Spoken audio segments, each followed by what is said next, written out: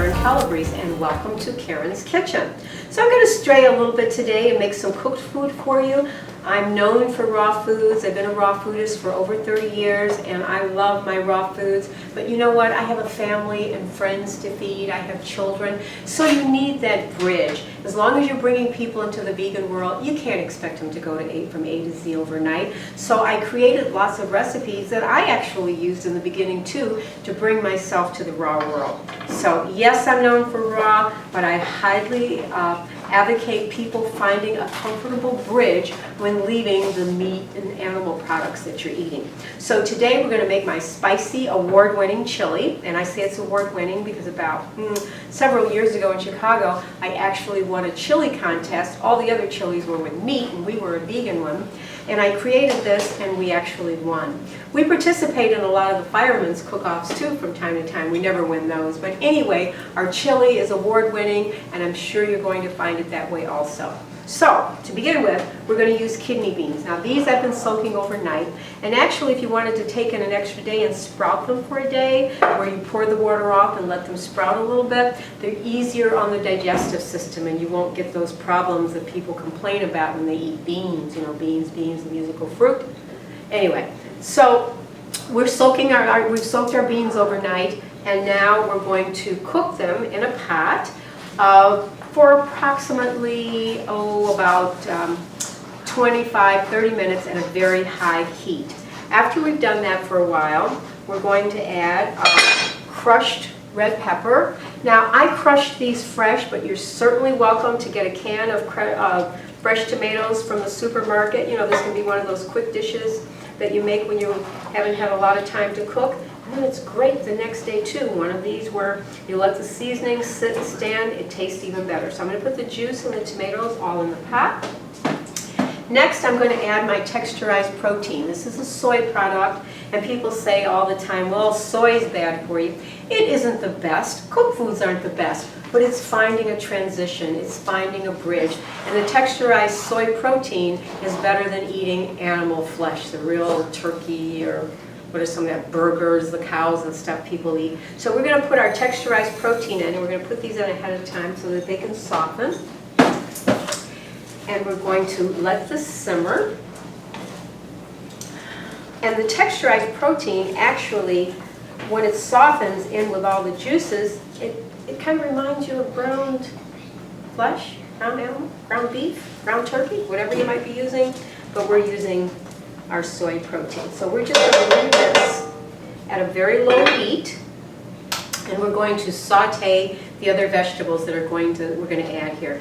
Now in my cookbook I call for 2 tablespoons of olive oil, but I have to tell you folks, I'm an olive oil queen. I love a good olive oil, and it gives it a nice rich taste. So I'm going to add just a little bit more. And remember, all of my recipes are just guidelines. You know, you could use more onion, more pepper.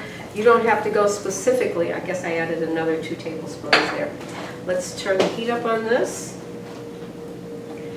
And yes, I do have a stove here at Karyn's Fresh Corner, but it's cleverly disguised as a cutting board during the day and when we're not making cooked recipes. Okay, I have the same thing in my home too. I do have a stove in my home, but I do like to entertain. I do like to feed people close to what they're used to, because that's how you get people on your team. Not saying, here, you have to just eat this.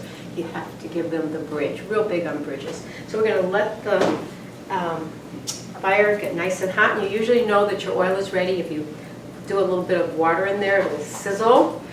And we're going to add our onion, and we're going to let it saute. Could have let that heat up a little more. We're going to let it saute until the onions start to get a little translucent. Let's turn it up a little higher. Okay, we're going to let this saute. Then we're going to add our peppers, our minced red pepper, and these flavors are just going to come together beautifully to give your chili that nice, rich taste.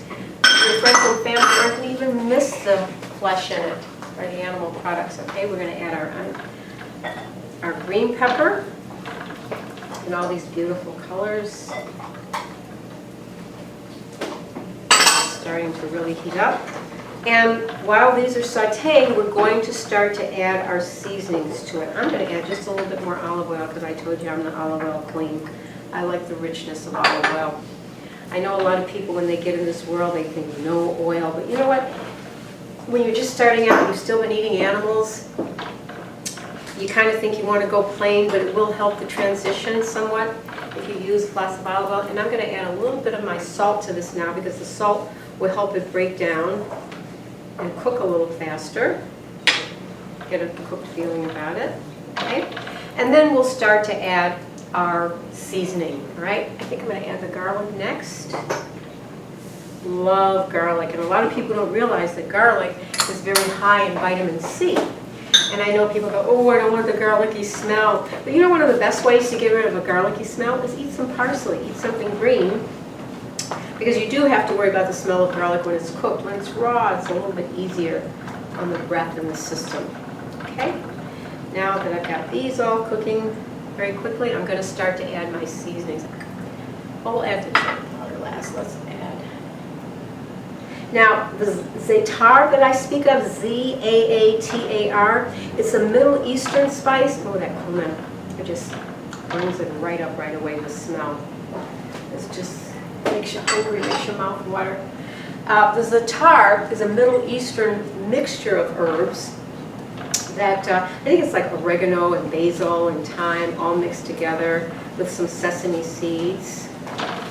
And you can find it in a lot of your specialty grocery stores or Middle Eastern stores, okay? It smells so good. Wish you could smell it. Let's add the rest of our, we'll put the chili powder in last. This is Cajun seasoning, and you can usually find that already prepared in your grocery stores. We're adding our Cajun seasoning. Let's see, this is coming on. Oh, it smells so good. I wish there was a way to get the smells through the camera, you know?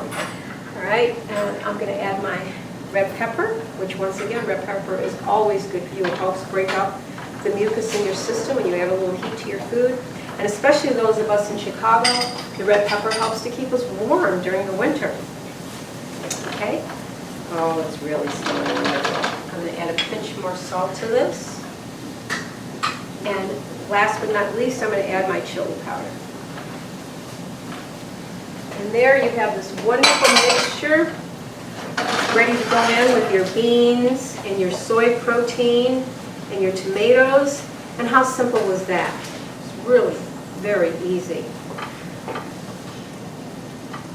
Okay, we're just going to add it to our beans. So we've added our sauteed veggies and seasoning, spices, and it's a big pot of delicious chili. And I'm going to fool my friends and family as well as you can, because they're not going to know they're eating vegan chili. It's so spicy and so delicious. And please always remember, I'm just giving you guidelines. You don't have to stay specifically with the amounts of everything. If you want more pepper, more onion, more spicy pepper, use as much as you like. The real secret to cooking is tasting as you're going along. So what I'm going to do is I'm going to find a taster to find out how our chili tastes for you. Okay? Okay, so here we are back for the taste test, but I told you I wasn't real thrilled to have to taste the cooked food for you, even though I do when I do it for the restaurants.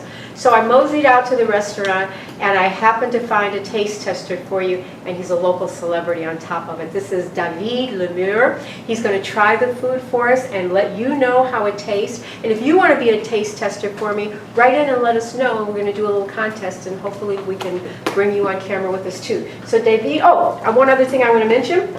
Fool your friends and family. Maybe I shouldn't have told him it was vegan when he was at the restaurant already.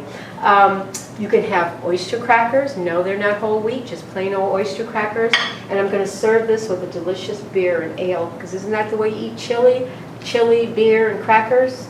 Maybe let me know how it tastes. I shall. There you go. Oh, you're going to eat the whole bowl. I won't spill it.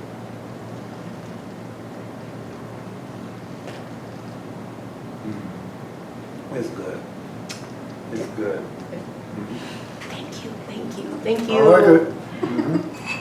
Okay, all right, that's enough. No. We're going to let you take it home. Thank you so much, David.